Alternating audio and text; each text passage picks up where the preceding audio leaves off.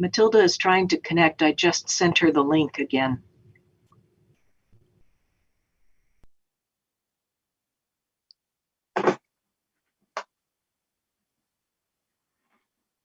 Oh, there he is. Ah, here I am. So, apologies.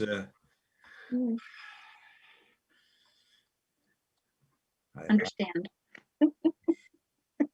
I've been doing this a while, and it still takes time to get it right sometimes. Yes.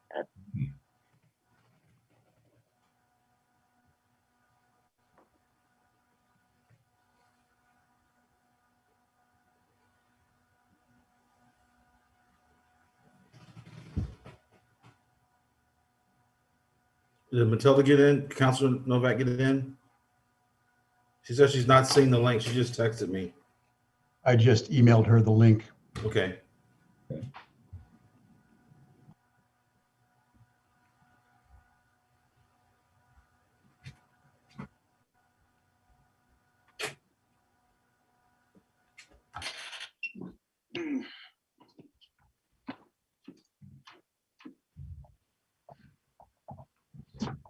There we go.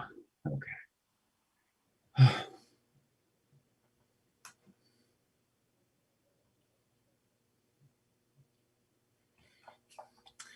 So,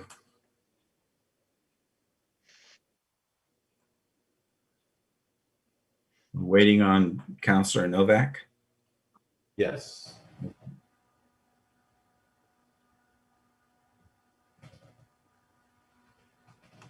So she says it's asking for a passcode. I didn't get a passcode request. It's No, 252269. Yes. The same link as we used 2 Yes. nights ago. And for every city council meeting. And in case you're wondering, 252269 spells out Albany on a keypad for a phone. Oh, thank you. 5222, yeah.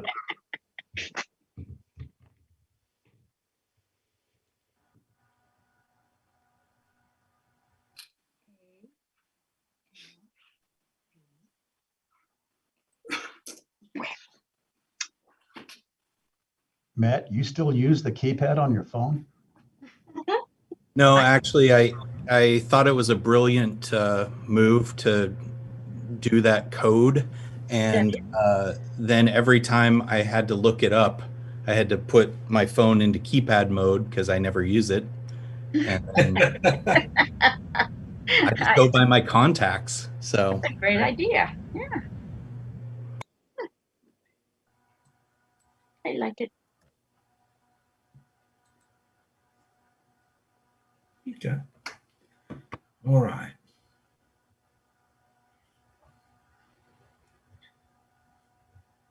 There she is. Hello, Matilda. Can you hear me, Matilda? Frozen. The internet's probably pretty jammed right now. Okay.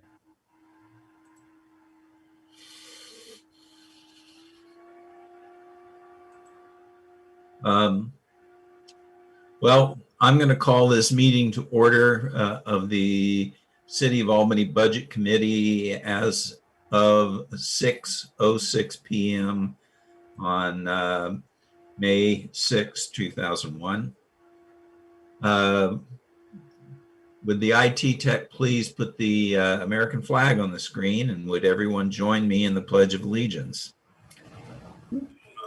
I pledge allegiance to the flag of the United States of America and to to the republic for for which it stands, one nation, under God, indivisible, with liberty and justice for all. Justice for all. Thank you.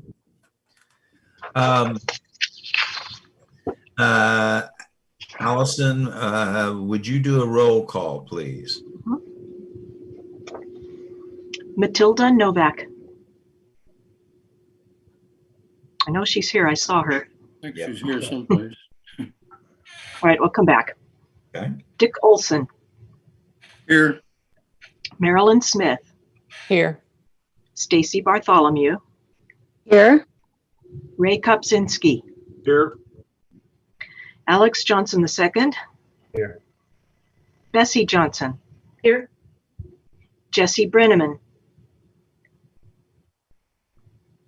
Jesse Brenneman. Sorry, here. Okay, thank you. Colleen Keller, Here. Keith Losey, Here. Will Summers, Here. Jared Taylor, Here. Terry Vernig, Here. Chris Hansen. Here. Matilda, do you have a microphone yet?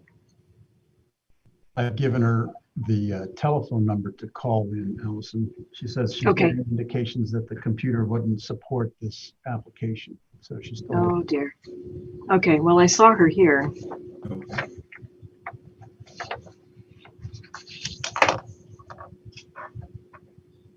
Matilda, can you hear us yet? Apparently not. Well, I'm sorry, but we need to forge ahead, respecting people's time. It is time for the budget review with the finance director and the city manager. But before we actually do that, Peter, you said you had some Yes. Things that you wanted to share. Yes, sir, Chairman. And actually, this is really part of, it kind of goes together with the budget review. I would just like to start us off with a couple of comments. You all have received the budget message Tuesday night and a budget brief from the finance director. And you now have the option to approve the budget at any time. Gina and I have answered questions and we remain ready to answer more. But I assure you that this budget, the city budget, is a balanced budget. It's difficult to present a budget with FTE cuts. And I know it's difficult to approve a budget with FTE cuts. But it is a balanced budget and it provides services at the level we can afford to provide them. I want to show you something. This is something that the mayor found and he lent to me. And I think you can see this. This is Albany's annual report from the 1949 to 1950 year. Expenditures that year totaled $289,000. The population was about 10,000 at the time, having grown from 5,600 in 1940. The budget you're being asked to consider, by contrast, is $356 million and much, much more complex. But it is still the city budget. As your city manager, my job description charges me with preparing and submitting the budget and assuring effective and efficient use of budgeted funds, personnel, materials, facilities, and time. We have done that. I have a first-rate team of very competent department directors in whom I have great trust and faith, and this city budget reflects our efforts to support all city functions as well as we can with the resources we have. A tremendous amount of work has been put into the budget. It's a balanced budget, and you can approve it as presented if you're so inclined. If there are large programmatic changes desired, Budget Committee should certainly discuss them and potentially make those changes if desired. But the work of balancing a budget and optimizing our programs has been done. The purpose of the recent council retreat in February, at which we made department presentations and to which the Budget Committee was also invited, was to provide a comprehensive picture of departments, their missions, the successes they've had, and the challenges that face us in each of our many functional areas. This helped to streamline the budget process and encourages a citywide focus on budget issues. And just a few hours ago, Gina Yeager sent out video links to videos from those presentations if you'd like to take another look at them. Now, a word about the ARPA, the American Rescue Plan Act. There's been much talk and speculation about the $9.3 million that Albany will soon receive. These funds have been budgeted under grants. They are in our budget. And very shortly, we will have US Treasury guidance about how we can use them. The intent of the funds is to help communities around the country recover from the pandemic. It's not to temporarily plug holes in the budget. And this morning I sent you an email with an article entitled, "How Not to Screw Up This Stimulus Windfall." And 2 quotes from that article, I'll just quote the 2 of them. First, "The hardest thing to do in government is to deal with one-time money and not waste it." And 2, "One of the 7 deadly sins of public finance is using one-time funds to fix long-term problems." So if you haven't already done so, I would urge you to read that short article. Several of you have also asked about the city services fee. Council approved the construction of the city services fee last fall, knowing with the knowledge that we would need to have that in place or at least built if we were going to try to patch some of the structural problems that we have. But they have not committed to this course of action. They will hear an update next week and they'll make a decision on a base rate. But time waits for no one. And we have to have an adopted budget in place by June 30th, or we can no longer operate as a government legally.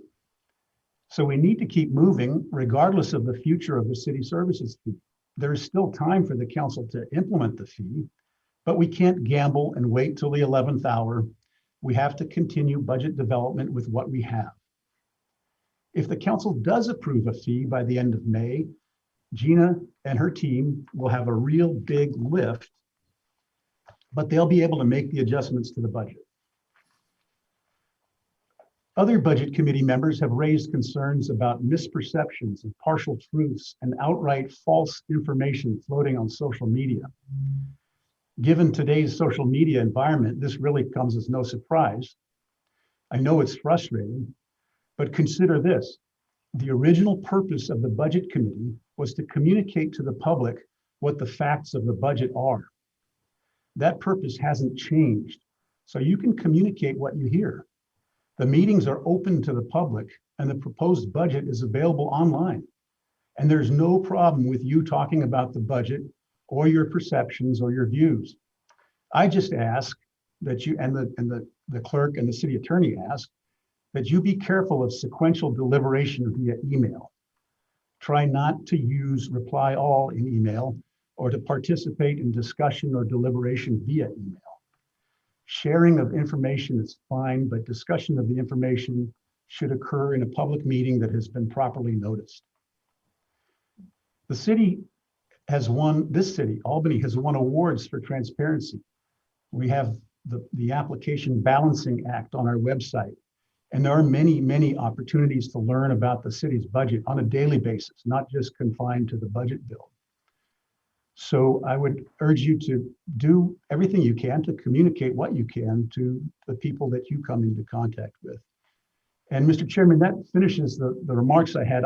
May I suggest that we field, to put a little bit of order into the questions that committee members have, may I suggest that we field non-general fund questions first, and then finish with questions about the general fund. That may provide some synergy and focus and help make the best use of time. Gina, did you have anything to add here? This was a budget review piece for both you and the mayor, the city manager. Do you have anything to put into that? I don't have anything to add. I am just ready to answer any questions you might have. Very good. Then I think we will proceed as Peter has suggested, that we non-general fund questions first, and then we'll get into the deliberations on the general fund questions. So the floor is open.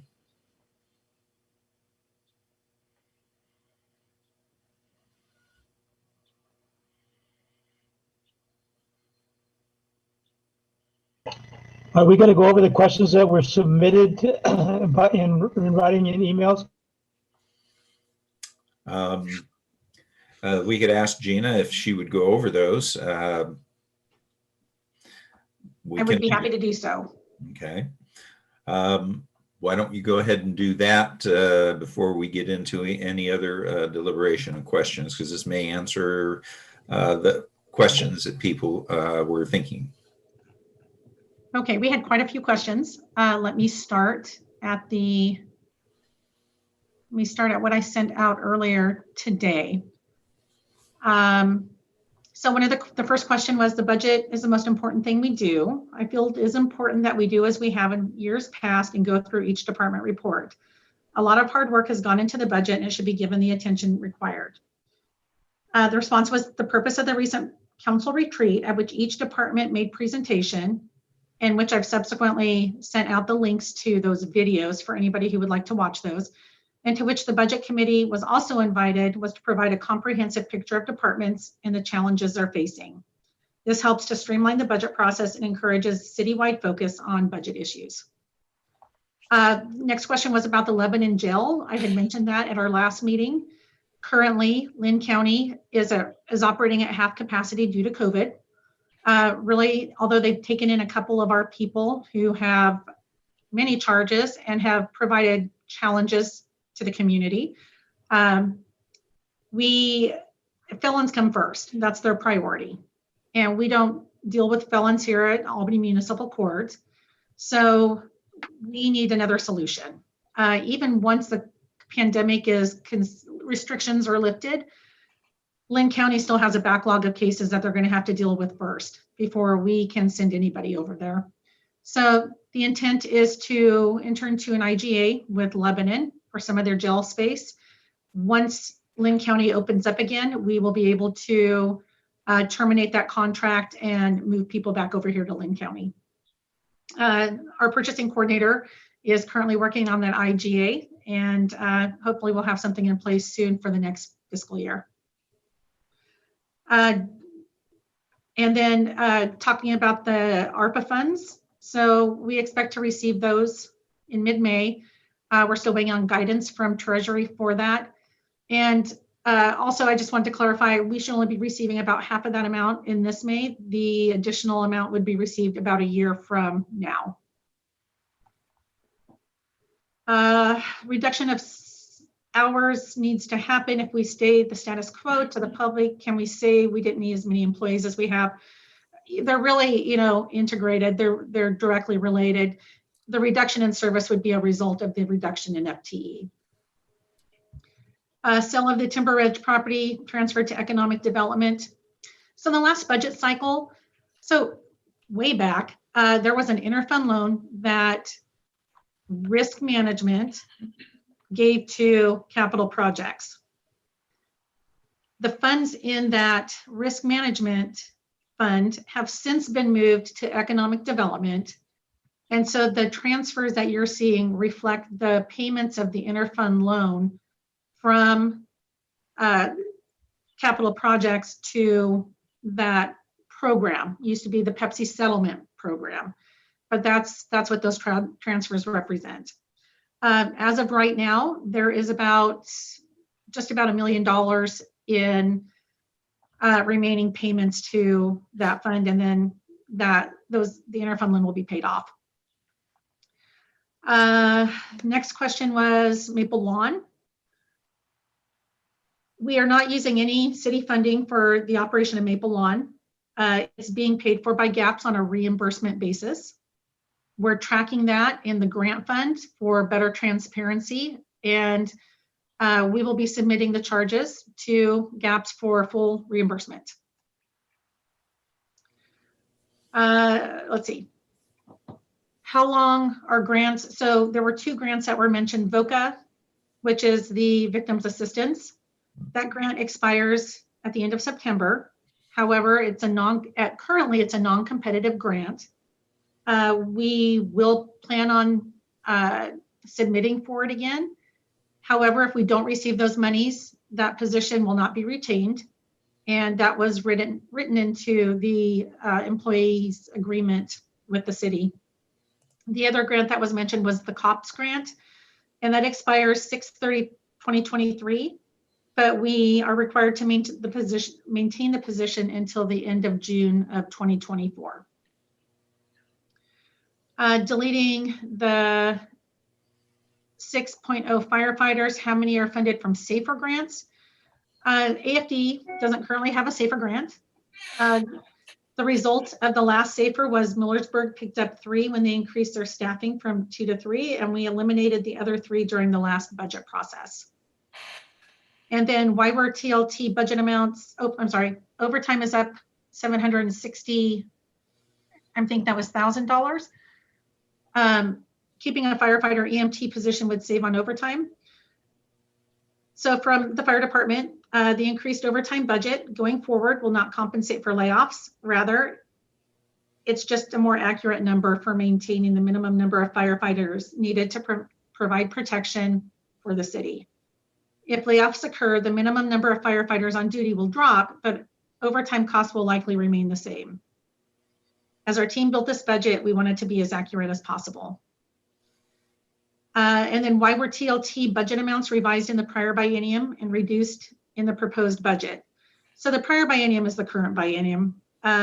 Due to the pandemic, as you all probably know, TLT revenues came in much lower than we anticipated. People were not staying in hotels. Because of that, we had to go in and revise what had been budgeted to certain line items in that program.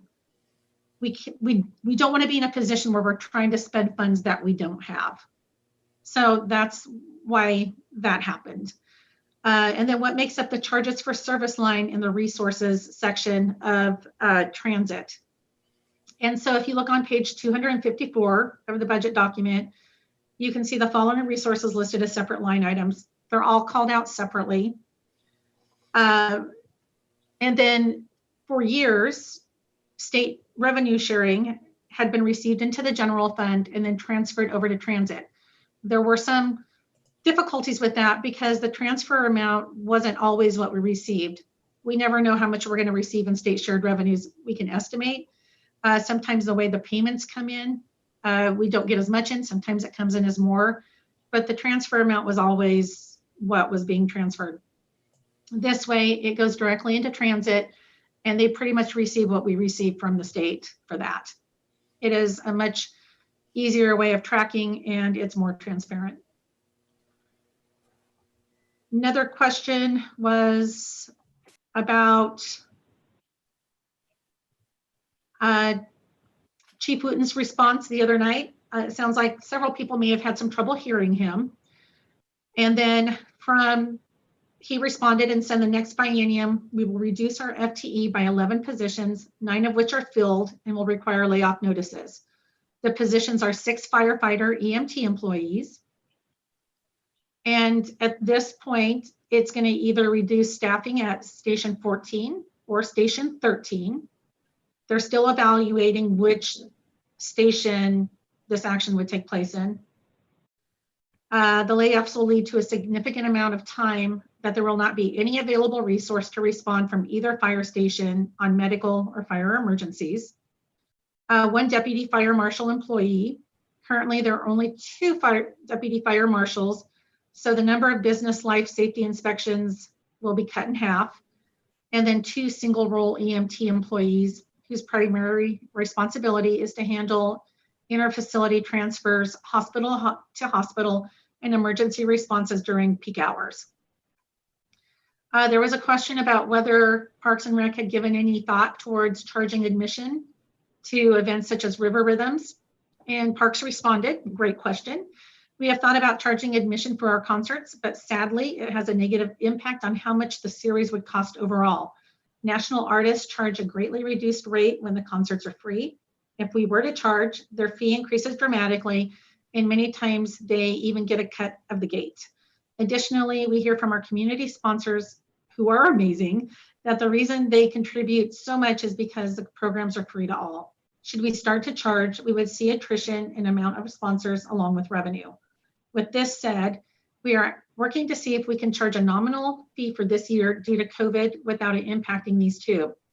The fee would help to offset additional expenses we will incur to meeting OSHA requirements. OHA requirements. This year's circumstances are different for everyone, and we all would rather see a series than not. We have not gotten any confirmation back from the ACTS if this is approved, but we are keeping our fingers crossed that this year can be an exception. There was a question about the performance measures and workload indicators in the police program, and there was a Scrivener's error. So the numbers for 2019, 2021 were entered as single year numbers instead of the biennial numbers. We will correct that in the adopted budget. And then the fire department recently purchased a new water vehicle boat. Now that the water rescue program is being deleted, will the boat be put into storage for possible future use, or will it be sold? So from the fire department, again, our water rescue team is still very active and operational. The only function we suspended was dive operations underwater, but we are still trained and prepared for all surface rescue activity. And then in a previous email that I sent out on Wednesday, oh, I guess we have more questions. So we have a lot of questions, I'm sorry. There was a correction in health insurance increases. We had initially said that it was 5% for Pacific Source, which is all employees other than fire union employees. And we said it was 5% for them too, but it was actually 4% for the union, fire union employees. Let's see. There were, okay, so those questions. And then, okay. So I think that was all the questions that we received. If you have additional questions, we would be happy to answer those. Okay. So thank you, Gina. And that puts the floor open. We've looked at, we asked for questions for non-general fund questions, and receiving none, we'll open the floor for the general fund questions. So if you have more questions, let me know. Dick. I think Mr. Hanson is being ignored. Oh, I'm sorry. I didn't see him waving his hand there. I was going to ask a process question on the merit and the value of going through all the questions, but we got to the end of them anyway, so I'm good. Okay. Other questions? I have one for the fire chief, if I could. Go ahead, Jared. So with the deputy fire marshal reduction, what is the workload this biennium? Are we meeting all of the expectations for inspections that we would like with the staffing that we have, or do we have a little bit of a buffer? If we go down to one, are we going to be able to meet that same? I know it's a 50% reduction number of inspections, but are we able to inspect everything that comes up for inspection in the time frame that we have today? I'll take a shot at answering that. And then if I don't do a good enough job, I have our fire marshal here right to my right, and she'll be able to answer that.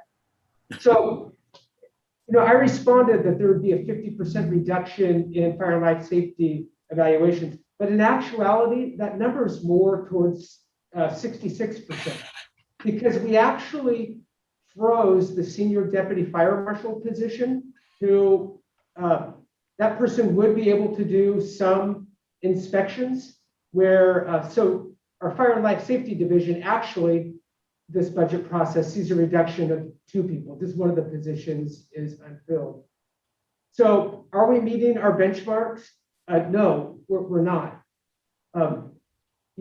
Maybe our fire marshal has an idea of how many businesses are in Albany. Yes, we have about 5,400 businesses that we can inspect, and they range from needing an inspection once a year to once every 2 years, 3 years, and 4 years. But there are some that we haven't been able to get to for over 10 years. So ideally, for a fully functioning inspection program on the inspection frequency that we have laid out, we would ideally have 4 dedicated deputy fire marshals. that was kind of my concern there with a further reduction in something. We are already behind, keeping up with that level of service. So thank you. I saw some other hands. Mayor? I had a question about, I was going through this earlier and I stopped on economic development because the number jumped out at me. It shows 2019 to 2021, 319,000 for personnel services. I'd like a definition of personal services. I'm not sure if I'm reading that, what my definition is the same, because it goes from 2021 to 2023 to 646,000. So what is that? Why such a huge jump? And then how many personnel is wrapped up into that? Is that wages and salary, or what is that? Mayor, what page are you on? I'm on page 169.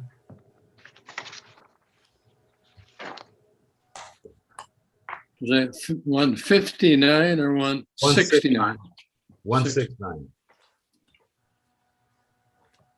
Okay, so economic development this fiscal year moved from the city manager's office to community development. So the budget that is showing for 2019-21 is only a partial piece of that budget. In order to see it fully, you would need to go to the community development section and look at that one. I realize that this is maybe not ideal. We plan on changing this in the future. But if you go out to community development and you see the other piece of economic development, you'll see that those numbers align more closely. So is that just for salaries, or what is that under that? What does that cover? Personal services covers salaries and wages and also benefits. So how many people in economic development? This would be 2 people.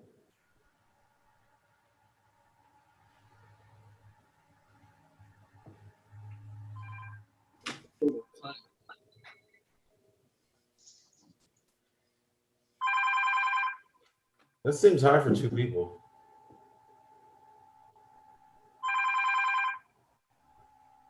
Gina, can I just add something? This is Seth, the Economic Yes. Development Manager. Mayor Johnson, I'll look at the number specifically here, but it actually represents a little bit more than 2 FTE. With the move to community development, there's a 10% of the director's salary comes from that, and a small portion for administrative services as well, which we've actually been without for a few years and taking on our own. So that's transferred back with some new admin support via Jessica in the transfer. Thank you, Seth. Seth, do you have a figure for FTE for that? It's 0.3 for admin, I believe. And then 2 full FTE in myself and Sophie. And then again, 10% of the director's salary as well. And that's also I'll just note that a good portion of that's covered with the transfer from the TIF district. It's not all out of TLT or economic development monies. So what's the percentage coming out from either? What's the split? 75% from the TIF district from Kara. I'm just still struggling with the size of that number. That's what I'm struggling with. Let me keep thinking on it. Go ahead. Go ahead, Gina, or Commissioner Summers. Are there other questions? And I'll try to see your hand. Will, I have a question for Gina. Colleen? Yeah. You say that you're going to charge an entrance fee for the summer concerts. In the past, they've taken a basket around and taken up money from, people. I think it's going to discourage people to have an entrance fee, but that's just my opinion. And I can address that, if that's appropriate. Yes. My name's Kim Ledane. I'm the Director of Parks and Rec. And so we are hoping not to have to. This would be an exception year if we did.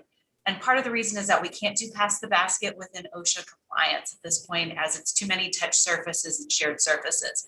So essentially, hopefully the money that folks would be putting in that basket, they would be able to contribute at the beginning if we needed to. Once again, it's a last resort. We're still hoping that we'll be able to provide. We love having free concerts. That's what makes Albany great and our department so happy. So, but we unfortunately won't be able to do a pass the basket just due to OHA COVID compliance. Okay. Really?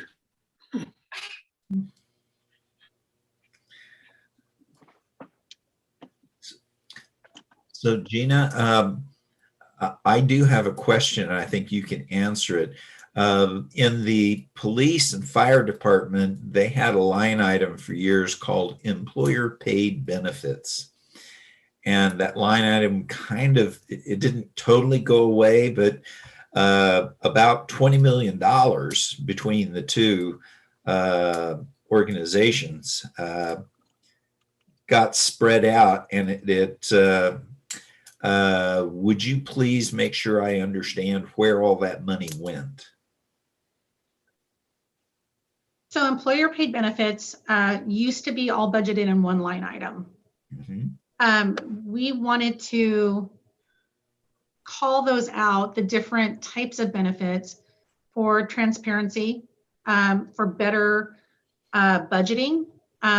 This way we can show this is how much we're paying for health insurance. This is how much our PERS bill really is. And so we took those numbers and we broke them out. So if you're looking at specific, let me grab the grab my budget document here. Page 194. Thank you. Police.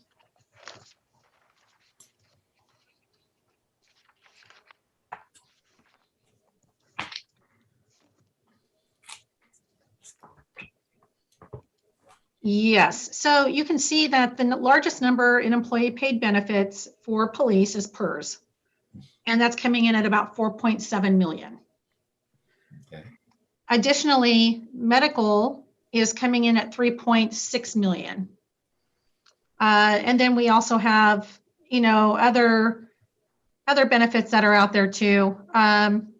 Employee vision is about 112,000 for police. Employer paid workers' comp is $509,000. Deferred comp is $129,000. So if you look at all of those individual pieces, those will be what those employer paid benefits are for the specific departments. Okay. And you did the same with the central services. You broke them out also. We broke them out for every department. Okay. Every fund should have those broken out like that. All right. Thank you. It helped me understand this a little better. Ray, I see your hand up. Yes, sir. I'll just take it down now. This is a question more for Parks and Rec Manager, Director Kim Ledane. Kim, your comment about if we had actually had fees that professional acts then want a piece of the pie, I guess, and their fees go up dramatically. Do you have any examples of that and what that metric might show if we charged, say, $5 a head for people to come to River Rhythms, what the drop-off might be, just as an exercise to do the numbers and see what it might come out versus what the costs of an act might jump to because of adding fees? So I don't at this point, just because with COVID, so much has been up in the air that we're honoring last year's contracts, or yes, the 2020 contracts. I'd be able to take a look into it and come up with an example for one performer, but they all have different criteria. And so it would just kind of be an example, and it wouldn't be necessarily representative of all acts, as they all have different contracts and negotiations. But I'd be more than happy to kind of put that together, and I can circle back with you and the rest of the committee in a couple of days, or as soon as I can. Yeah, just as an exercise, I'd be interested in seeing something like that because it's going to be shooting in the wind, making a rational guesstimate, I guess is the right way to put it. but I'd like to see something like that down the road. Thank you. Will do.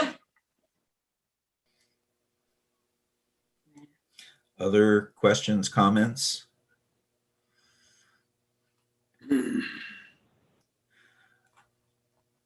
Kim, I was thinking that when you put out the list of who's going to be playing this year, you could also say we suggest a $5 donation to help cover the costs of the OHA requirements that we have to meet that aren't in our budget. And, you know, you can let people know right up front that we need help with it. Please bring $5. Don't worry, that language is in one of our many examples of possibilities. Okay. Next, I have, I believe it was Councilor Novak. You were first in line. Thank you. And I have to preface this question with an apology because perhaps this was said while I was having trouble earlier on logging in. I'm just curious to know whether we will be able to, whether we're planning on opening the next meeting on Tuesday for public to be able to make comments and ask questions. I had my training last night, another one of them, and they said that it's always, people generally open the first meeting to public comment, but that you could open all of them to public comment if you so chose. And I'm just wondering if the public will have additional opportunities, say on Tuesday, to ask questions and make comments. Councilor Novak, we noticed that to be just at the first meeting. So we will not be opening it up for public comment on Tuesday. Again, Gina, I'd have to remind everybody that there will be plenty of opportunity for public comment when the council considers the budget. Thank you. We will open that up again at that time. We are required to take it, and we certainly would like to hear from the public once we have an approved budget that we move on to council. And may I ask also for purposes of clarification, again, I'm learning the ropes here, kids. So when we vote on this budget, we still have opportunity then to amend, make changes, discuss further. Am I understanding this correctly, how this process works? Absolutely. So between this process, the budget committee will approve the budget.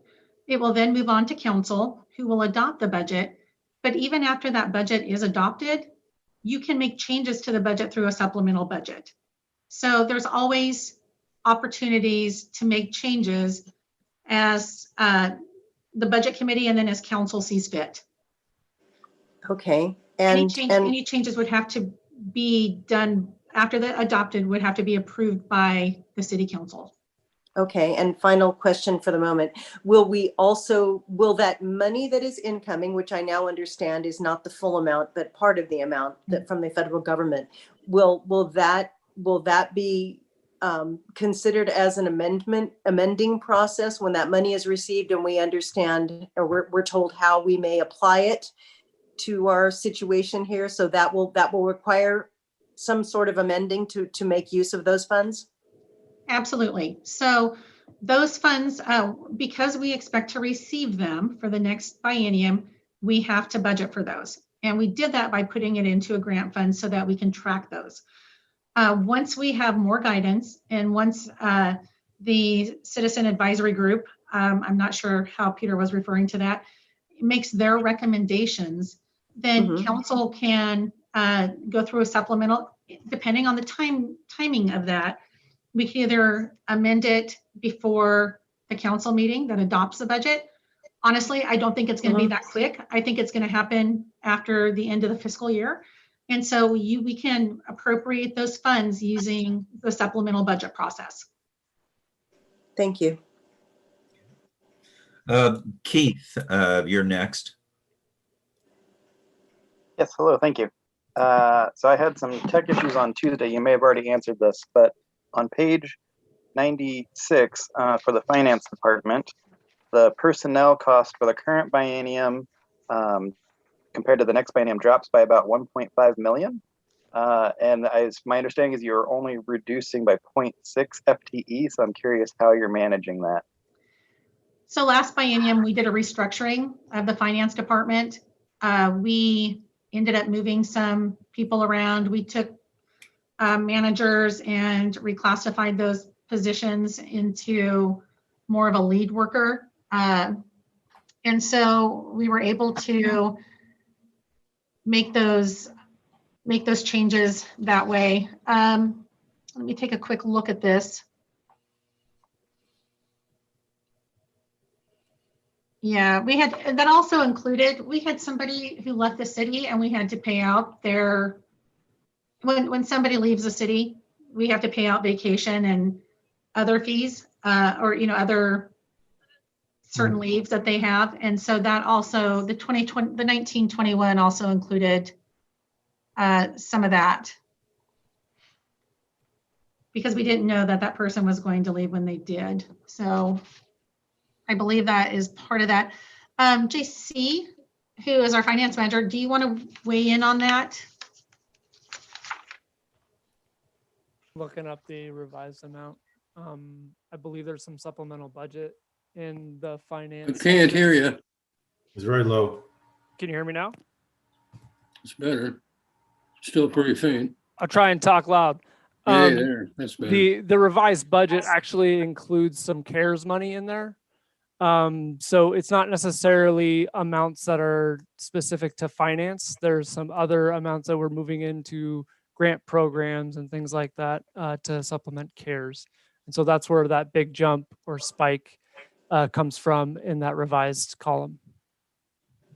Thank you for that. Yeah, so the budget summary that you're seeing on page 96 is for all of the programs that finance manages, which are finance, it's municipal court.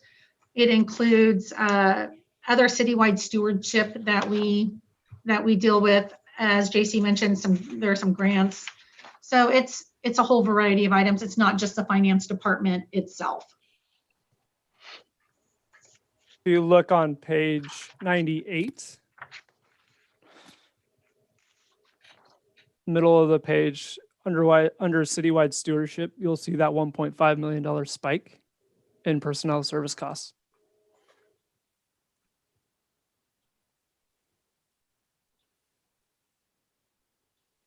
Okay, thank you. Very good. Thanks, Tracy. Councilor Novak, you still have your hand up. Do you have another question? You're okay. You don't? All right. Thank you. I think Councilor Olson had a question, Chairman Summers. Okay, I hadn't seen your hand, Dick. I'm sorry. You have a question. Go ahead. Well, I understood Gina to say that the budget committee approves the budget after discussing it and maybe changing something here and there, sends it to the council, and then the council discusses it and approves it. Adopts. I think you left out a public hearing there.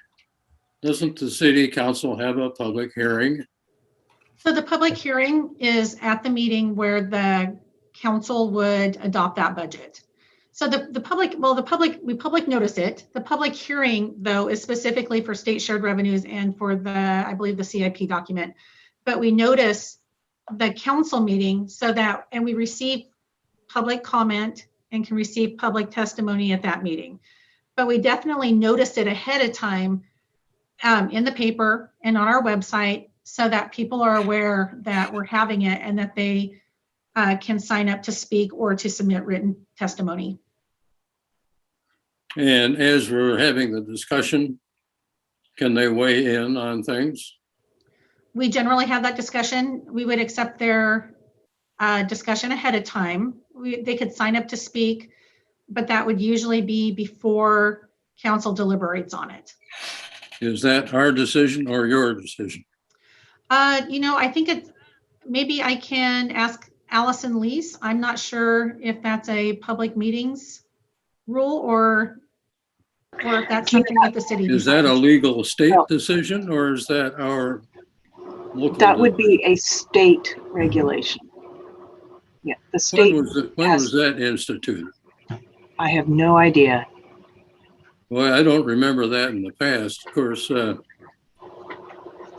of us feel rules are made to be broken if necessary. And Here again, I think the public is being shortchanged, and I think we'll live to regret it.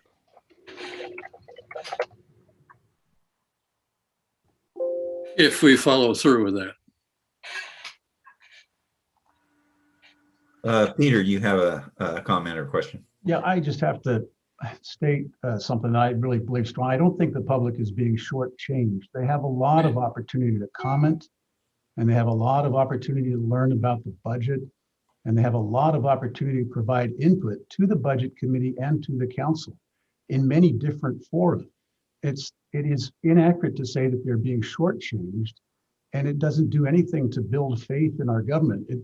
We are actually trying to do our best to provide that transparency and to accept whatever input is provided. So with all due respect, I understand Councilor Olson's the great value that he puts on public input and public participation.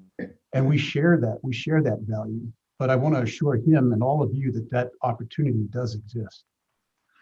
Well, I look at the questions that we're asking right now, things that we don't know all the details about. Right. And you assume that the public can look at the 600-page document and have it all digested and be able to ask questions before we have our public hearing. I think that's not as super optimistic, and I'm not quite that optimistic. No, and I agree with you, Councilor Olson. I don't think that's possible, but I don't think that that's the intent. And this is why you pay a city manager and a finance director and a staff, is to put these materials together. And there's no way that your average person or even your most exceptional person could understand the whole thing. Amen. So what we're trying to do is to take input on themes, on emphases, on priorities. And if there's a change desired, then you all need to consider that and talk about it and direct us to make that change. But the amount of money that you spend on bulletproof vests for the police department is not something that you could find quickly, or any other small detail like that. I wonder how many of the public know that we're planning to close one of the fire stations. Well, I think that, well, first of all, that's not actually been planned. And I would, again, invite Chief Wooten to speak, but they certainly will know. If that is what the plan is, then they certainly would know. And that is key to communicating to the public why a city services fee is needed. Because we can't keep providing the services at the level that we've provided them as the costs go beyond our ability to provide the services. And the more that's all going to be discussed before we have the public hearing, before the council okays the budget. Next week, you're going to be talking about the base rate as a council, and then later in the month, you'll be provided with a resolution, and that's when you actually have to make the decision as to whether you're going to implement a. And that'll be beyond the time when the public can have any comment, right? Oh no, they can comment next Monday night. They can comment next Wednesday night. There's plenty of opportunity to comment. Yes, but you're talking about the discussion we're going to have later in the month, beyond those dates. No, not next week. So, Councilor Olson, the budget doesn't go to council to be adopted until the second week in June. Before that time, if council is planning to choose to implement a city services fee, they will have made that decision already. If they make the decision to go forward with that, then we will evaluate what those are, and we will update the budget document before we bring it to council. Without any comment from the public. The comment from the public would happen at the meetings where the city services utility fee would be discussed. Councilor Novak, you had a question. I guess I'm just trying to track this as well. So what Director Yeager just said, if the public is allowed to comment where we're discussing the utility fee, discussing a potential utility fee is not the same as discussing the budget, unless I'm missing something here. And I'm curious about the public having an opportunity to ask questions and provide input of this budget that we're considering right now that affects everyone in our city limits and outside, actually, I guess to some degree. The public having an opportunity to interact about this before we approve it.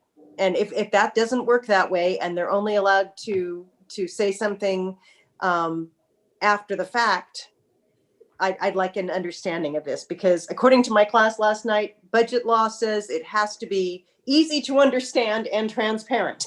And I have to say, this is not easy for me to understand. And when you move positions and you have people going from, well, they were here, but now they're here. And I understand that you're doing this because you have good reason in how you do what you do, according to how you think. But I'm just saying, for someone who's trying to understand the budget as a council member or a member of the public, because people get moved from here to here, this department changes, that person used to be here, but now they're there. And we're looking at 2019 in the previous biennium, but now this is a different biennium. But in the meantime, we've changed these things. I'm sorry, to me, and forgive me, with all due respect to everybody who I dearly love on staff, I fail to see the transparency in that. So, Councilor Rebecca, yes. Oh, I'm sorry. We received that feedback, and we're planning to make some changes to the document that will better show where funds, if you had a program in a certain fund or in a certain department, where that went. We do plan on correcting that. We're planning to put in like a reader's guide that maybe would talk about some of the changes that happened in the budget. We could actually do something like that and put it in the proposed budget before it goes to the council meeting. So the public, if they're paying attention at all to these meetings right now, will hear some of the questions and maybe come up with some of their own questions. And again, they're certainly free to provide testimony at the council meeting where council would adopt the budget. So there is plenty of time for them to come up with those questions. They are always welcome, of course, to contact staff, and we would be happy to answer questions for them. But if they wanted to either provide written testimony or to speak, they will have that opportunity again at the council meeting. Thank you kindly. Ray, you have a question. Yes, I would suggest that, to go back to the beginning of the meeting tonight, as the city manager stated, city managers across the entire state are mandated to come up with a balanced budget. Our city manager has done that. Now, they are very, very complex documents for a budget of an enterprise of our scale. We were given 2 to 3 weeks to go over the budget from our perspective and be able to ask questions. Those same documents were absolutely available to the general public at the same time they were available to us, and that they could weigh in on those.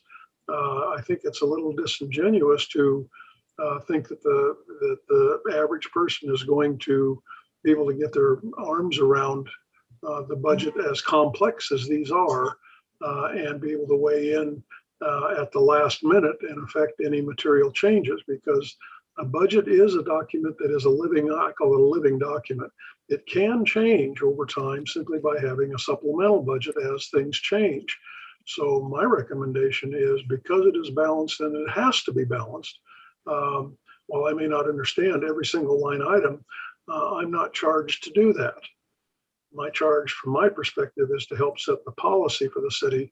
And as long as it's a balanced budget, and I believe it's in the right direction, I have no qualms with recommending this budget to be adopted, which will come later as a formalization in another couple of weeks, or in second week in June or something like that. So I think those of us that wanted to have questions, we had ample time to ask them, and the general public has had the exact same opportunity. So I have no qualms with recommending that this budget be adopted the way it is written. Jared, you had a question. Jared Taylor. Yeah, more so a statement. I agree with everything you mentioned, Councilor Kupczynski. I think that we have ample opportunity for the public to still comment on various aspects of this as multiple pieces of this come together. My only hang up, just personally letting people know where I'm at, is the reduction in FTE and understanding what that will do to the level of service we're able to provide in some of those departments. I would be okay with approving the budget as written if we had additional language in the resolution approving the budget to also recommend the council adopt additional revenues to close that gap. So that's kind of where I'm at. I'm stuck on saying yes to the budget as written, knowing full well that even a loss of our public safety personnel, it's going to have a dramatic impact. And I think that city services fee or some other revenue mechanism is going to be necessary for us to plug those gaps. So I would be willing to sign on and approve if that resolution also contained language that would recommend that the council also seeks additional revenue to fill that process out later. I'm not sure how we would put that language into that resolution, but I can certainly check into that. But I think by motion, if that's what your recommendation is, it is a matter of record also. And maybe Allison knows better. I'm sorry, Allison, for picking on you. Thank you.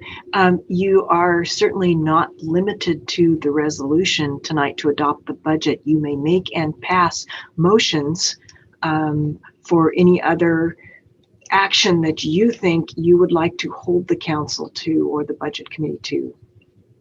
Is that clear enough, Gina? I think so. Thank you. And thank you, Allison. That answered that question for me. Just one point, Gina. It's correct me if I'm wrong, but it's approve the budget. The She would council approve. will adopt the budget. Absolutely. We would approve the budget. Budget committee approves the budget. Council adopts. Bessie, you have the next question. Okay, thank you. It's kind of hard to, budget process is always complicated. I want to say one thing to begin with is that this budget is so much clearer and transparent than we had, say, even 6 years ago. Staff has done a great job as doing it, making it as understandable as they can. I agree with Councilor Novak that it is hard. I've been thinking this for years. Of all the staff changes, you go one from here to there, one from here to there. Every year there's changes and they're hard to follow. And really, it makes no difference to us. I'm even thinking that we can ask all the questions we want, but the city manager and department heads have given us a balanced budget, okay? And so really, we can ask all the questions we want, but it's not going to change anything. And so, it almost makes you wonder why we have a budget committee, because we can ask questions, but then it goes to the council anyway. I don't agree with everything in the budget. I don't think anybody does, but it's something that we have to do.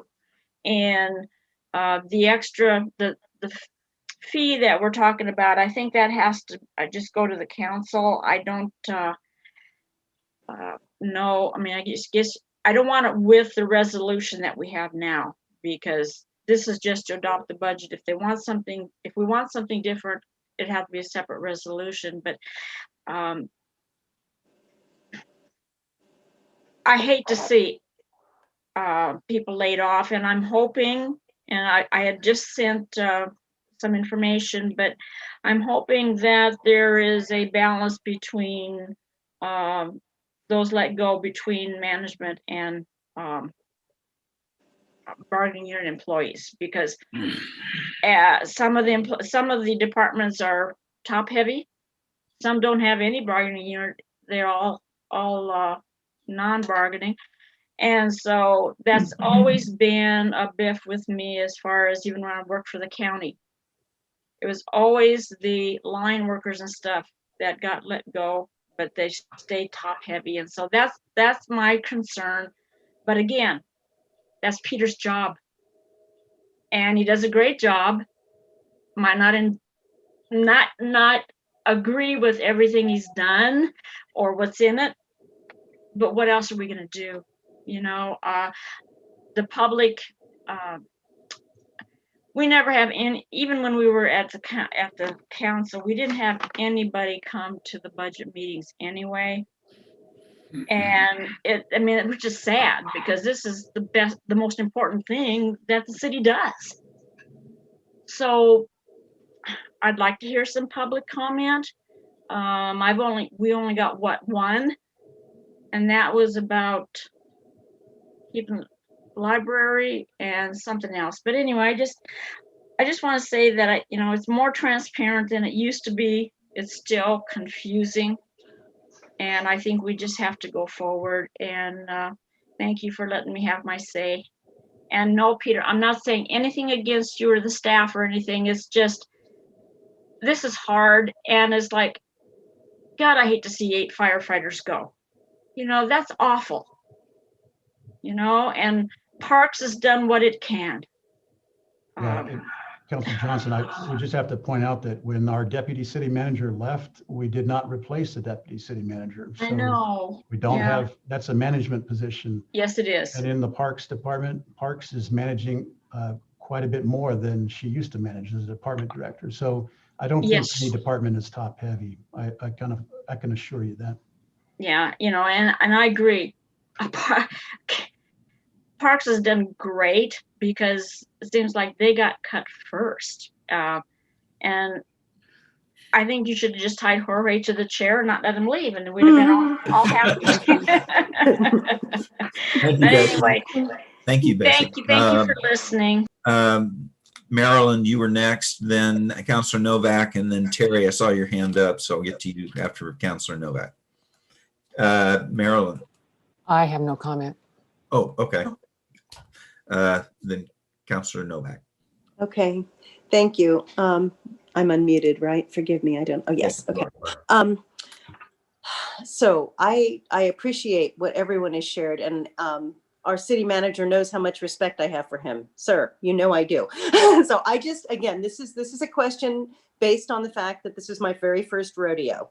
So when you tell me, and I believe that we've been presented with a balanced budget. Okay, I'm taking that as face value in faith, good faith.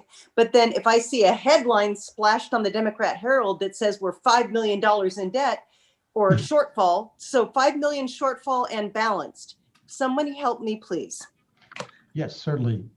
Actually, Gina will supply the exact numbers, but in this current biennium, the biennium that we're in, the general fund totaled about 87 million. The next biennium, the general fund will probably be, I'm guessing, about 90, 91, 92 million. So it's going up. And as we talked about on Tuesday night, property tax revenues are actually going up. The problem isn't that property taxes aren't going up. The problem is that the costs are going up faster than the revenue is going up. So if we have $92 million in what we need, or in what we're getting in revenue, and the cost of providing what we have been providing historically is 97 million, there's a $5 million gap there. Okay, and that leads me to a follow-up question, which in my mind, this just flows naturally. So then we're talking about individuals, the cost goes up. The cost of the benefits, the cost of what it costs, because the cost is into people's, right? People are the resource that we're talking about. And these people, the cost of the person isn't just their salary, it's their health insurance, it's their retirement, it's their this, that, and the other thing. And then to solve this, we put on the private sector a fee that we say, I'm sorry, but we have to, because this person needs their retirement. This person needs their health insurance. This person needs all their benefits that they get, but you don't. You have to help pay for it. This is where I struggle. This is where I struggle really hard because that doesn't seem right to me. That seems kind of two-tiered like.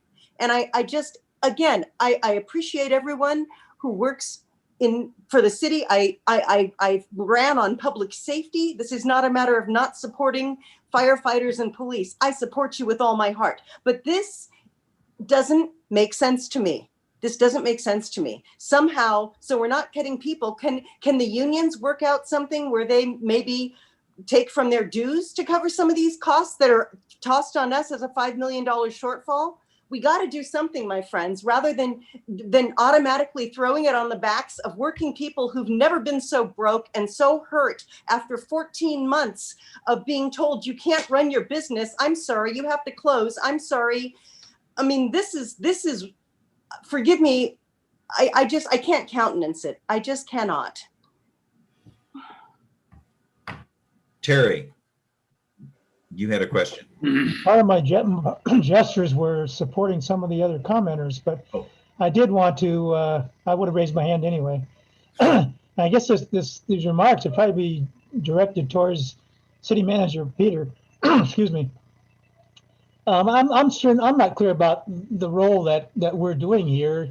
You seem to indicate that we're just balancing the budget, and that's what we're supposed to do on this committee. And I mean that, you know, the balance of the budget is pretty straightforward. You guys do that great, and I don't even know why we'd have any opportunity to question that or even, you know, delve into it that deep.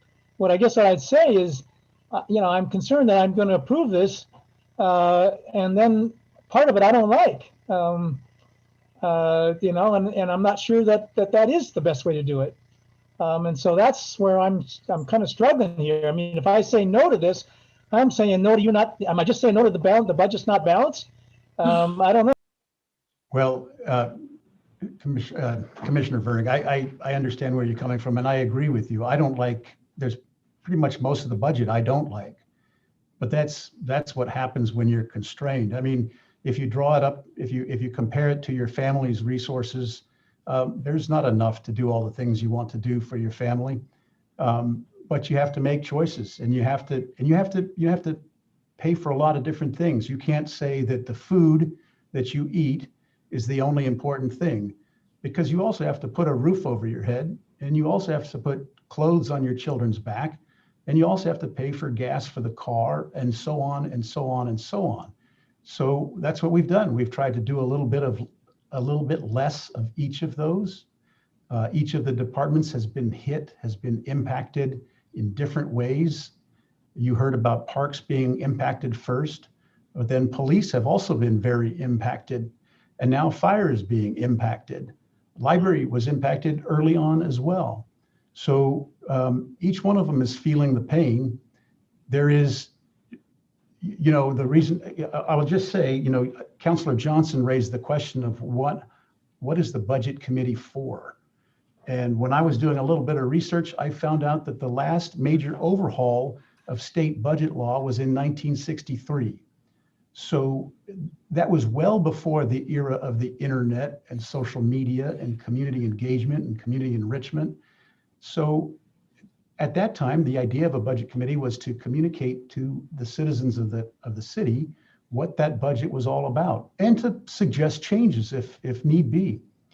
It still is that, but a lot of that function has been taken over by social media and internet and outreach. The fact that we have Balancing Act on our website, the fact that you can see the budget whenever you want to. So now the one thing you can't do is, you know, you can't make the horse drink the water after you've led it to the water. So we can tell the public all about this, but unless they want to learn about this complex budget document, we'll be hard pressed to communicate that. But back to you and your question, yeah, you could make some changes, but the tough part about this is if you plus up in one place, you're going to have to take away from another place, and we've already been through that. And we've given you the best solution that we can, given the restraints we have. And now it's up to you to say either, yep, I approve of that, and we'll send it on to the council for adoption, or to make some changes. And as I suggested in the beginning in my remarks, if you want to make changes, you should you should think about them in terms of major changes. Because the minor changes, you're just going to be, whittling around the edges. And we've already done that. Am I still on for question? I mean, I'm pursuing the same question, I guess. Yeah, so I guess what you said is I should communicate that to the public. So it seems to me that I ought to tell the folks here in North Albany that potentially if I pass this budget, they're going to lose part of their, if not all of the station up here before I was.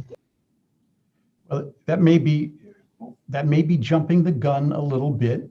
That I certainly would be honest with my friends. I live in North Albany, and I would be honest with my neighbors to say that, our fire protection, our EMS protection is at risk of being reduced. Amen.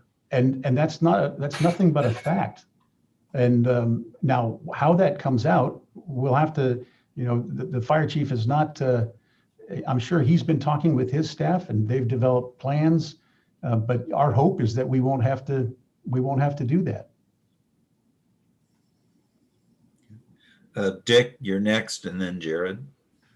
Yeah, one thing I think we might point out, and I'll preface it by saying that I'm all in favor of unions.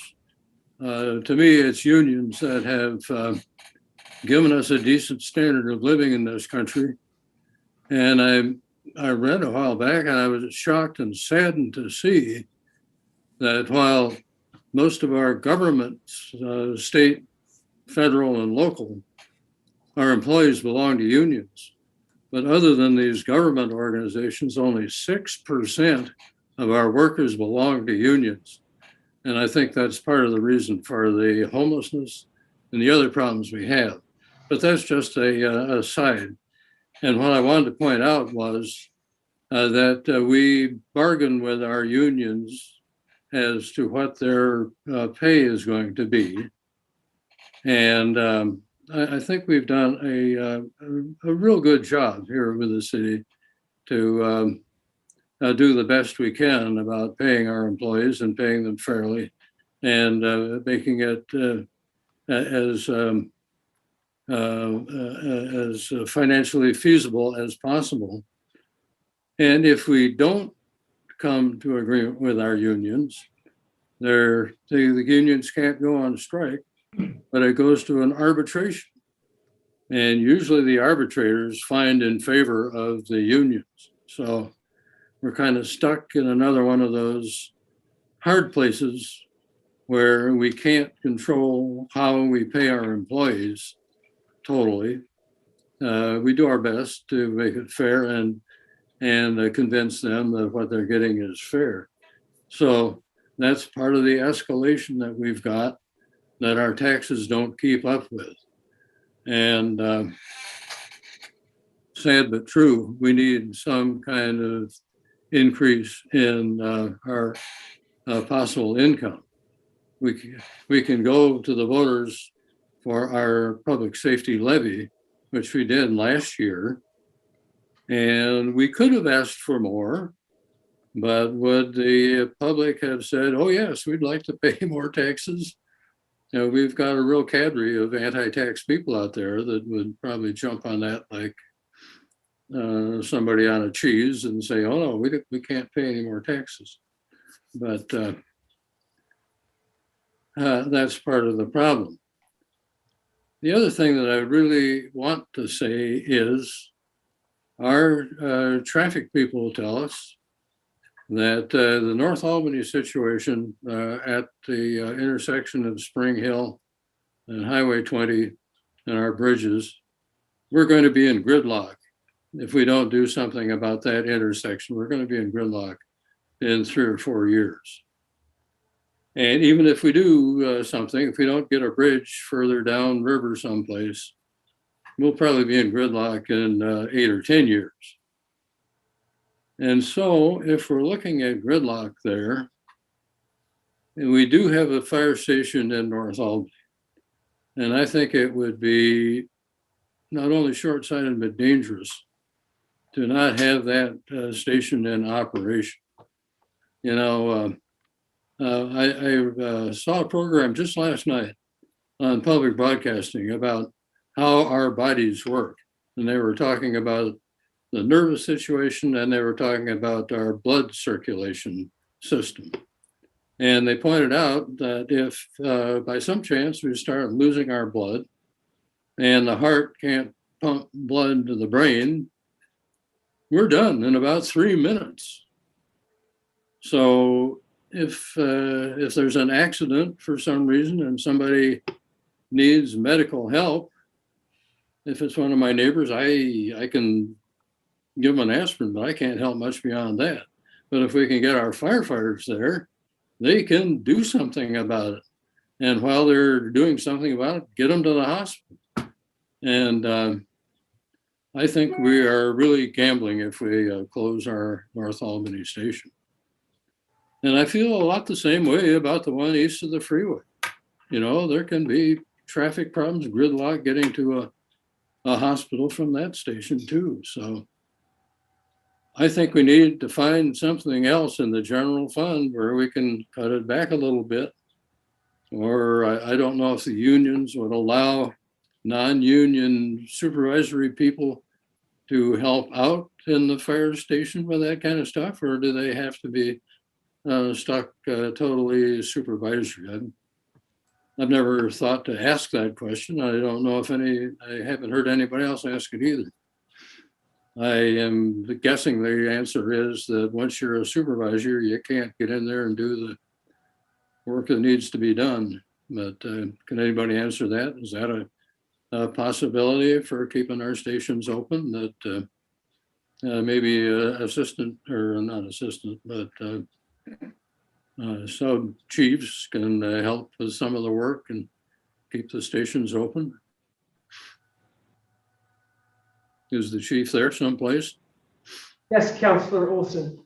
So I don't know the exact legal answer on that. HR would have to respond, but I suspect we can help out because we do help out.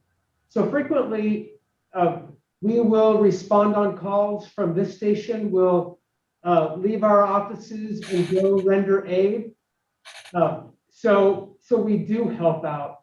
But also I'd like to comment, because there was something mentioned earlier about the size of management teams or non-bargainers.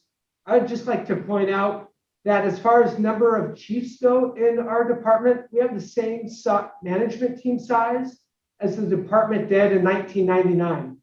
So as the organization has grown, our management team hasn't. So we only have a handful of managers that could fill spots. I'm having a hard time understanding you again. I don't know if you're talking too loud or what, but I think your microphone is, and how about it, Bessie? Can you understand what he's saying? I know you had a problem with it. I can. I don't know if it's allowed, but maybe taking the mask off just when you speak would be. Oh, has he got a mask on? Yes. Oh, well, take that mask off, for God's sake. You've had your shot, I'm sure. We have, and we've asked everybody to clear out. So we're meeting all OSHA regulations and are doing this safely. So to your answer, we currently, Councillor Olson, do help out and respond on calls. But what we do is we frequently do that from our offices. And that's why a lot of our chief officers have staff vehicles that they respond to calls in. You maybe see a Suburban or a pickup truck on a call or responding to a call. Those are chief officers responding and assisting and augmenting our response. The other thing I mentioned earlier was that regarding management team sizes and like the number of people who would be eligible to respond, currently right now our management team is the same size as it was in 1999. So for over 20 years, we haven't added a chief to our ranks, to the department. So there really aren't very many people, if anybody, that could go fill those spots. If there were, I'd have to tell you, we have too many chiefs. Okay, so are we going to have to close something, or can you find another solution someplace? Well, we haven't determined yet exactly where the reductions will take place. Now, you mentioned earlier about the bridge and congestion, or I think maybe earlier somebody mentioned about the bridge and congestion. Those are the things that we will take into consideration when making that decision. But then we also, another component will be how busy, how much activity there is around that station. So we'll look at current activity, and then we'll also look at the potential risks. Well, I'm going to have a hard time voting for this budget if closing the North Albany station is part of it. And if I may also just clarify regarding the term closing a station has been mentioned a few times. So with the reduction of 6 firefighters, we won't close any of our stations. But what we'll do is we'll have to reduce the number of people that are staffed at that station. So the frequency that people won't be there to respond will increase. Does that make sense? That helps if you got a medical there in North Albany. Right. Okay. Jared, you had a question?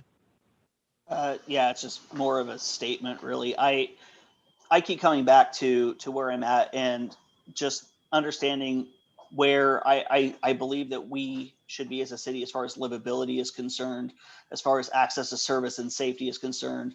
The city of Albany has already decided, and by city of Albany, I mean the public, has already decided that police, fire, and EMS are a priority, and they want to protect those services.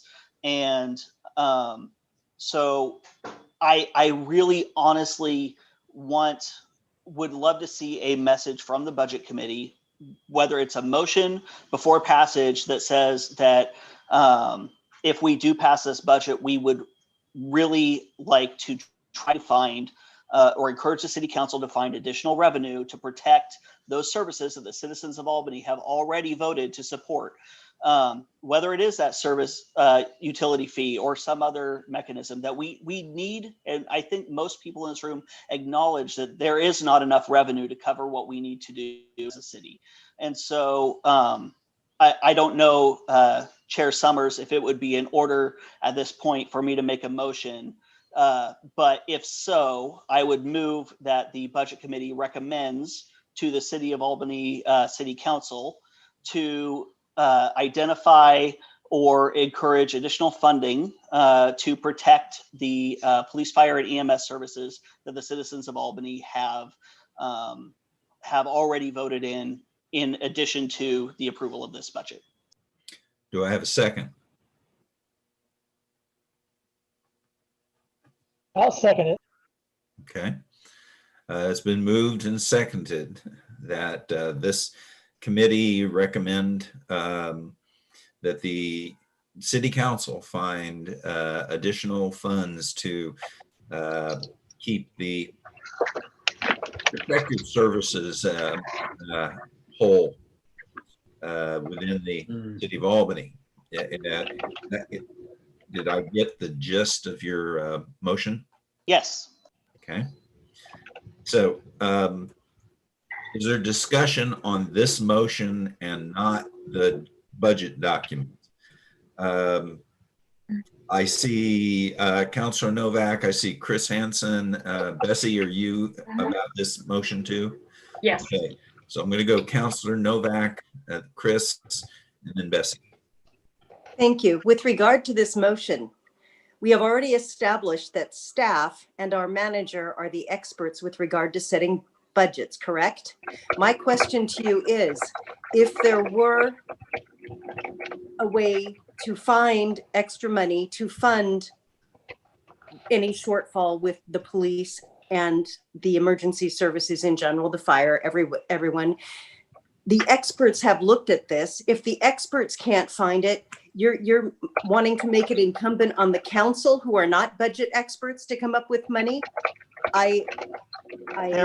My motion is essentially there are additional revenue sources that are being proposed to council. And if we want to look at those additional revenue sources and prioritize those revenue sources in order to protect the services that would be cut in this budget, that would be the gist of my recommendation to council, is to seriously consider those revenue sources in order to protect those services.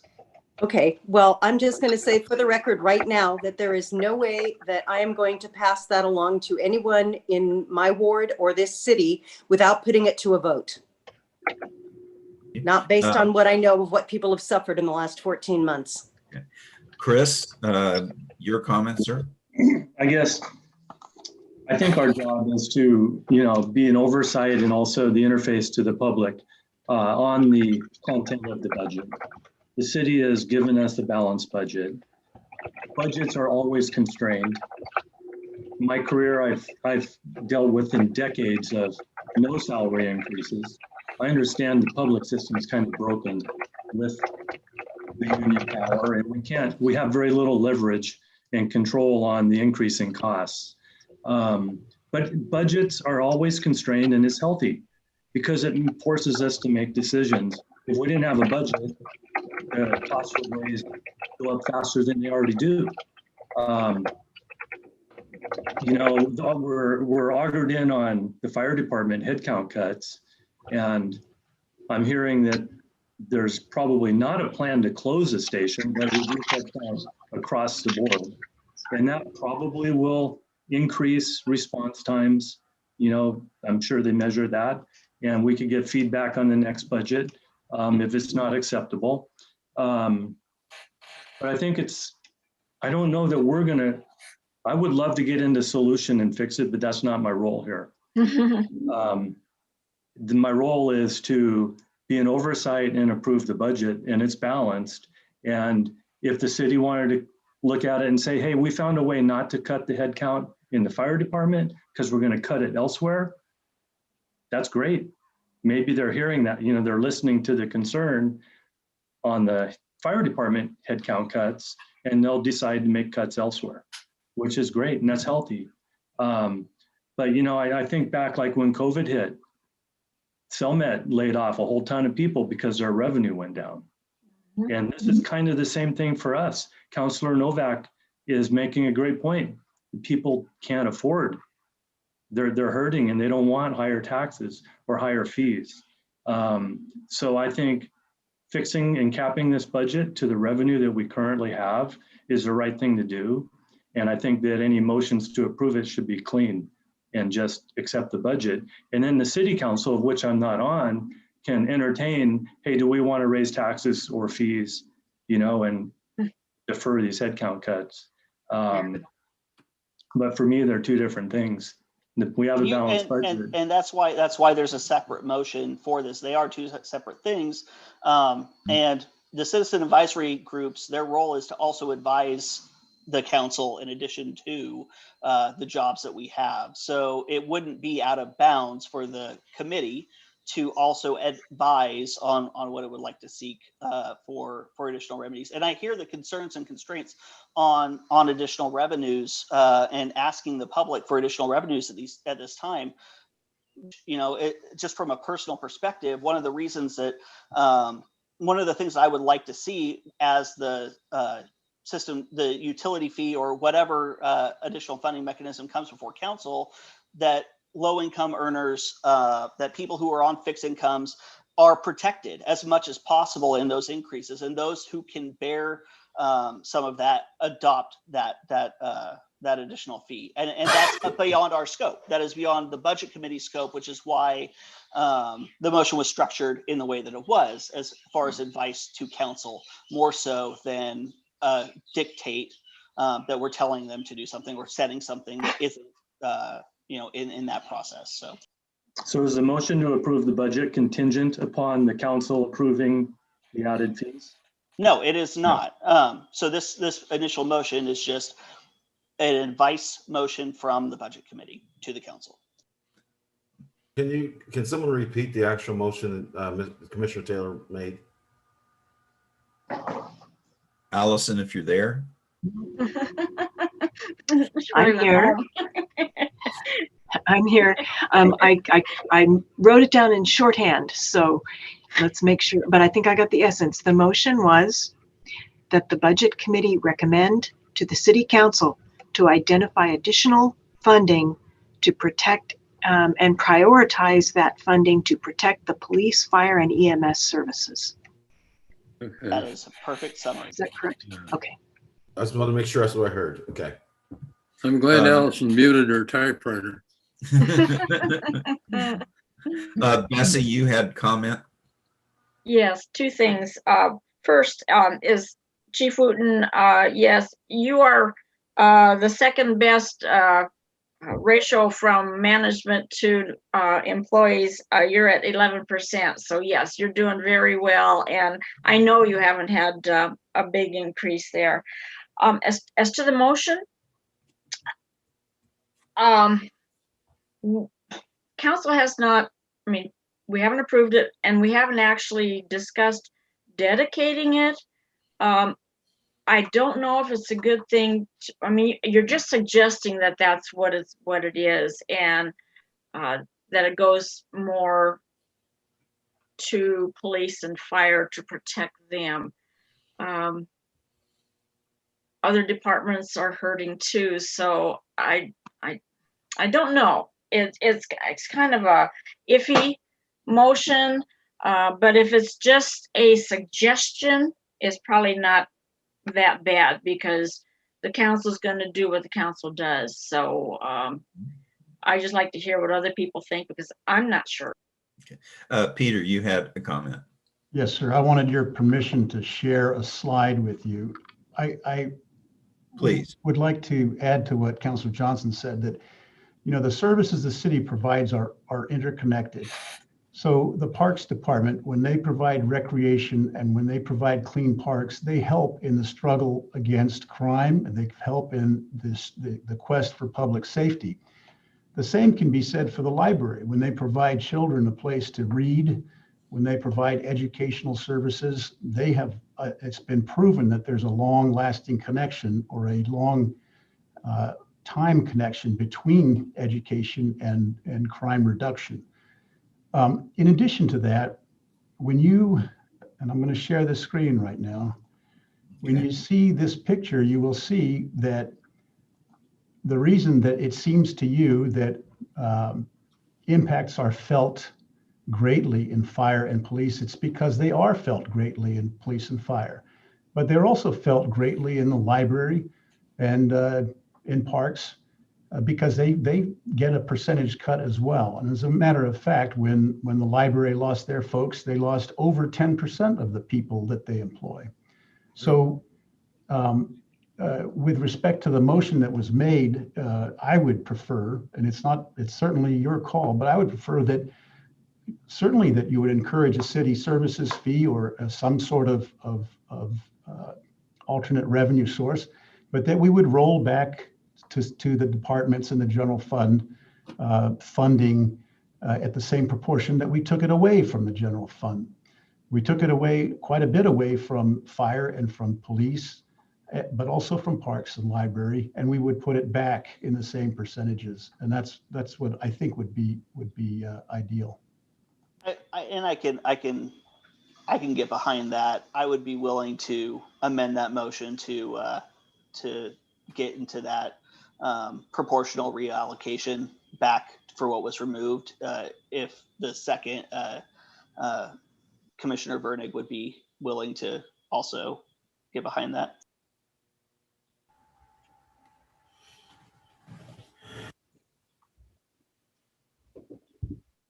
So what I'm hearing is you're saying that the budget committee or the city council, you're making a recommendation for the city council to put the money back from this committee. And so it's just a recommendation, not direction. Because recommendation. Okay, as long as it's not direction. Now, is that legal? Where's Sean Kidd or Allison? Is that legal? Because I don't want our council hamstringed and having to do something that was made at this meeting when our job is to actually adopt a budget. No, they can certainly recommend to you anything they like. You're not bound by their recommendation at all, as Councillor Johnson pointed out. Okay. Marilyn, you had a comment? Yes, I do. To what the mayor was just saying, what Jared said, I see this motion and their recommendation, suggestion, whatever it is, as a good example of public input.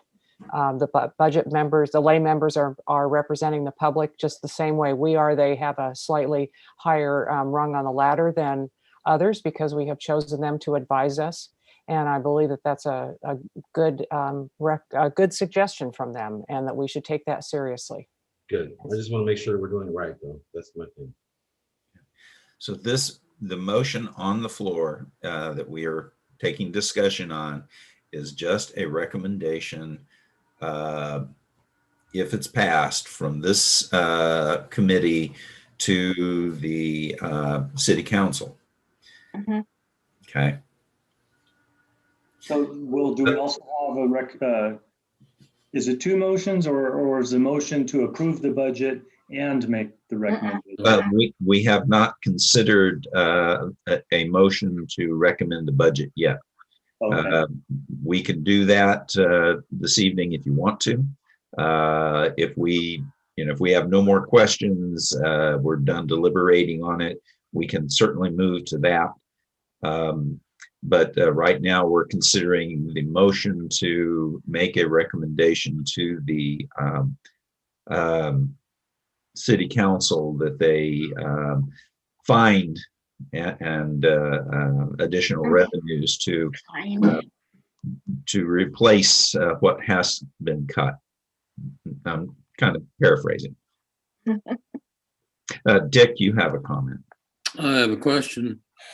I'd like to ask the city manager. He showed us a slide of the pie chart of the different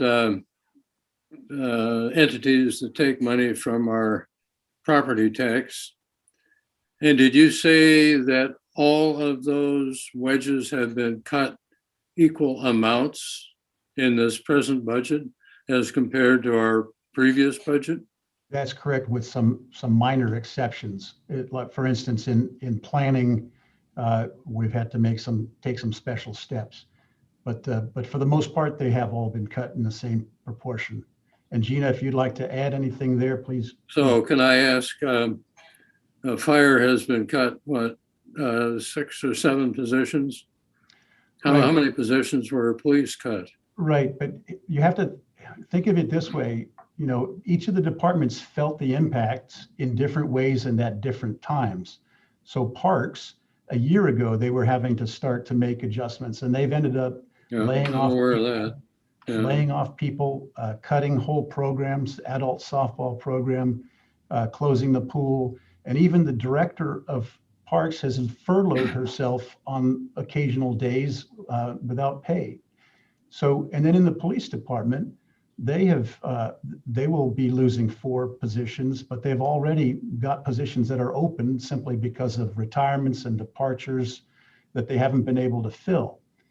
The fire department is in a unique position because many of their positions are going to be, that impact is going to be felt now with the advent of the new budget.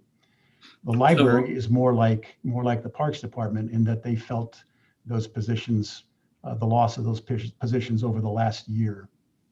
So are those police positions going to be left vacant for the 2 years? Well, that's if with the passage of this budget and with no alternate source of revenue, that's correct. Okay, thank you. Councillor Novak, you have a question. Thank you.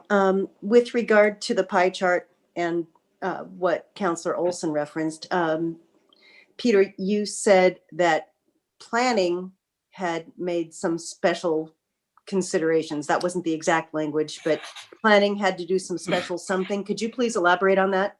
Sure. What did planning do? Sure. Well, you're familiar with HB 2001 and what's going on now, and the fact that we're compelled to comply and make substantial changes to our code. So That, along with the reorganization, the loss of a director, and the creation of a public works department and a community development department, and the fact that there were corrections that had to be made in how we transferred funds from enterprise funds to the general fund, means that we had to make changes that did not reflect the same reduction that was reflected in the other departments. And I know that that sounds complicated, and it is complicated. It was less of a reduction ultimately, or greater reduction? Less of one. That's what I thought. But of course, it's a very small, planning is a very small, it's only 4% of the general fund. Thank you. And may I also ask, with regard to the budget, and I don't know if this is in the realm of possibility, but I hope it would be, is anyone able to give me an understanding of the cost of an individual in terms of salary, that and then separate that out from all of the benefits that are part of their package, what it costs to have them do what they do, whether they're a firefighter or a city employee. I would like to know how much are we paying for all of everything that goes on top of a salary? Yes, Gina, can you answer that, or do we need to go to Danette? We may need to go to Danette for that one.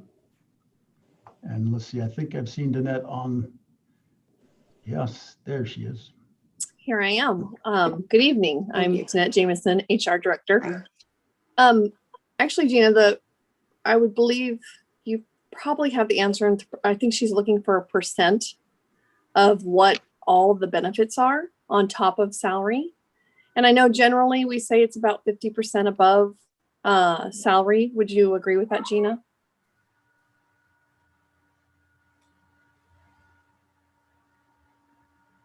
You can't hear you, Gina. Sorry, it wasn't letting me unmute. I was trying my best. I think as a whole, I think that is true. However, I think as you look at individual classifications, then you're going to see differences in those. Right, the higher. I'm sorry? That would be an average. So an average of 50%. And if they're really high up the food chain, it could be what, 75%, 80? No. Where does it cap, or does it cap? Councilor Novak, she was saying Yes. according to classification, it differs. Yes. And classification refers to your job series. What Understood. job you're holding. Yes, thank you. I might be able to weigh in here. On page 30, there's actually a little bar or a pie chart that gives you the percentages of the average personnel costs throughout the city in this proposed budget. 30? Page 30. There it is, right there. Right. So you're looking at approximately 55% of one person is wages, and then the rest is benefits.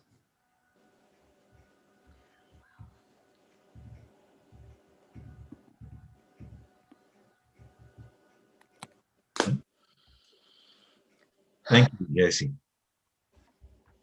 So if a person had a $50,000 take-home pay per year, would it cost the city about $75,000 to employ him per him or her? I think it's actually a little bit more than that. Like But I don't do Well, that's public what I'm math, thinking so- too, yeah. Sorry, I'm having computer issues. I'm trying to unmute myself and talk. Actually, the lower the salary, the higher the percentage of benefits are going to be, because medical costs are pretty much flat if you're single versus married. So actually, the benefits skew the other way when your salary goes up. Okay. Yeah. If we get the Wow. feds to pay the benefits, we'd be way ahead, wouldn't we? Councilor Novak, do you still have a comment or question? Yeah, I would say it certainly explains why we're in the red. I mean, 55% goes to your salary and another 45 on top of that or 50-50 or whatever it is, depending on where you are. It's no small wonder that we can't keep up and that we're perennially behind. I think that's something that needs to be addressed. And I would submit to you that that is something that the budget committee, the council, the staff, everybody needs to work together to find a solution, because this isn't right. If I can help a little bit in clarification, Councilor Novak, when we go through negotiations, there's a lot of work done in class and comp. And for instance, we also did a class and compensation comparison in 2018, and we hired a company to do that for us for AFSCME and non-bargaining general groups, because we do it so rarely. We hadn't done it since 2006. But what we're competing for is salaries and employees and retaining employees. But not only are we competing in recruiting for good employees who we're paying well, and other agencies that we're competing with for them, when we go through negotiations and we do those class and comp studies, we have to compare to comparable jurisdictions who are 50% above and 50% below.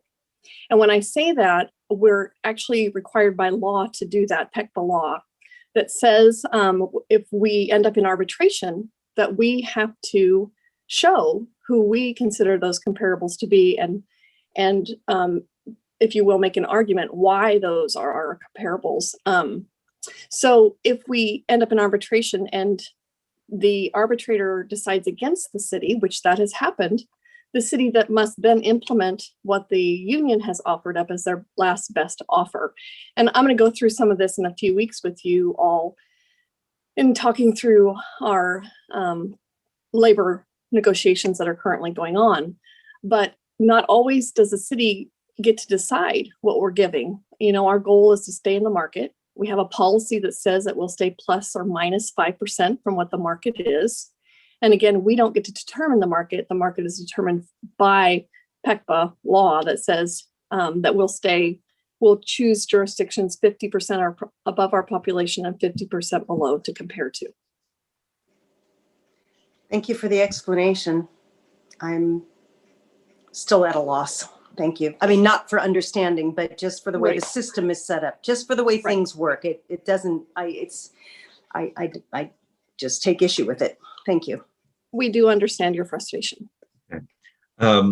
Do we have any more comments or questions concerning the motion on the floor?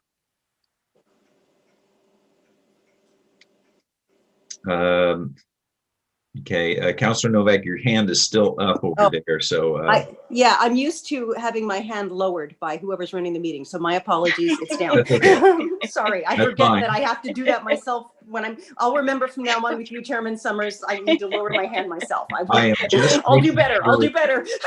Thank you. Just making sure that if you I still have appreciate that, comments, sir. I appreciate that. Thank you, sir. I don't see any other hands out, so I will call for the question. All those in favor say aye. Aye. Aye. Aye. Aye. Same sign. Aye. Aye. So Or have a roll call. would you do a roll call, please? Yes, thank you. Matilda Novak, I'm going to say no. Dick Olson, Yes. Marilyn Smith, Yes. Stacy Bartholomew, Yes. Ray Kopczynski, Yes. Alex Johnson II, Yes. Bessie Johnson, Yes. Jesse Brenneman, Yes. Colleen Keller, Yes. Keith Losey, Yes. Will Summers, No. Jared Taylor, Yes. Terry Vernig, Yes. Chris Hansen. No. There were 3 no votes. So the motion passes. So now let's get back to the budget document discussions. We are at, we're almost at 8 o'clock. We still have time today. Ray, you have a question, comment? Not a question, just a motion to approve the resolution. Be it resolved, the City of Albany Budget Committee hereby approves the proposed 2021-2023 budget in the sum total of 352 million plus now on file at the City of Albany City Hall, and be it further resolved that the amounts for the biennium beginning July 1st, 2021, and for the purposes shown below are hereby appropriated as follows to the end. I will second that motion. Moved and seconded. Is there any discussion on this? Terry? Yeah, I guess I'm saying this to speak to the public, whoever's listening, and to the ones I'm going to talk to. I know we got to, the balance of the budget is the important piece here, and I'd vote up on that with the understanding, based on the conversations that we had, discussions that the fire stations will not close, any of them, and they will be staffed. And that would be the reason I would vote up. Okay, thank you. Any other comments or discussion for the motion on the floor? Seeing none, I will ask. I have one. Okay. Pardon me. Yeah, just for what it's worth, I spoke with that which has been on my heart that I do take issue with. I also understand, especially having heard the explanation once again, that that's just the way it works. That's just the way things work in this world. And knowing that I am powerless to do anything about it, at least at this stage in the game, that's why I will throw in an upvote as well, along with what Commissioner Vernig has already added. Okay. A comment to you, Commissioner Novak, Councilor Novak. We are giving, we've been presented a balanced budget, which is authority to spend. Now, that means they can't spend more than that, but it doesn't mean they can't spend less. As we saw last year when they had to, didn't have the TLT funds, well, they couldn't even spend what they had budgeted because they didn't have the money to do it. So they had to revise the budget. So the budget gets revised as necessary. So we're just giving them authority so that as of July 1st, we have money to spend, the authority to spend it, and it'll be trickled out for the rest of the year. So, and you have a lot of power to change things in your position, as far as I can see. And being a counselor has its pluses and minuses. You have to do the heavy lifting. I thank you, sir, with all my heart for reiterating that I really appreciate. I needed to hear that. Sometimes I need to hear something 3 times before I hear it, especially when it's complex like this is to me. So I thank you again with all my heart for those words. Thank you. Okay. Do we have more comments and questions concerning the vote on the floor? I would just like to comment. I'd like to thank the commission, the budget committee. I'd like to thank the staff. I'd like to thank the city manager and the directors for all the hard work. I know we have to ask questions, we have to look at things, but digging into the details of something this gory is something that I choose not to do. I did ask my questions, and a lot of you asked questions that I received answers to through your questions. And so I'm just listening to participate in this process. And when it comes to council, with more questions and public comment, and I'm looking forward to the council answering those questions of our public. And they are supposed to hold us accountable for what decisions we make. And so Chairperson Summers, I'll shut up now and let you have your floor back. Councilor Smith, you had a question, comment. I was simply going to request that this be a roll call vote. Okay, we'll do that. Bessie, did you have something? No, I did not. Okay. All right. Seeing no further signs of people wishing to continue discussion, will you, see if I can find her now. There she is. Allison, would you please have a roll call vote? Yes, sir. Motion. Matilda Novak, Yes. Dick Olson, Reluctantly, yes. Marilyn Smith, Yes. Stacy Bartholomew, Yes. Ray Kupczynski, Yes. Alex Johnson II, Yes. Bessie Johnson, Yes. Jesse Brenneman, Yes. Colleen Keller, Yes. Keith Losey, Yes. Will Summers, Yes. Jared Taylor, Yes. Terry Vernig, Yes. Chris Hansen. Yes. Thank you. Okay. It has been passed unanimously. That really concludes the business of the Budget Committee. So that as of 8:03 p.m. on the May the 6th, I will close the budget meeting. Just a minute. We talk about the meeting, the next meetings. I'm sorry. I've got to find that in my, okay, there we go. I missed that one. Next meetings, May the 11th is no longer necessary and May the 13th are no longer necessary. So this will be the last meeting.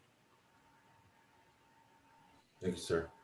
You're welcome. And so with that, I will adjourn this meeting. Oh, pardon me, just a minute. Councillor Smith had a comment. Thank you, everyone. I really appreciate your participation and your help. Okay. I'm trying to read two different screens. Sorry. Please. And then Chairman Summers, on behalf of the staff, thank you all and the commission very much as well. And happy Mother's Day to those of you that are moms. Well, thank you, staff. All right. Yes. Yeah. Thank you. We appreciate your service. Yes. Appreciate you guys, the staff, being out there to answer our questions. Yeah. Good night. Good night. We are adjourned. Good night, everybody. Good night.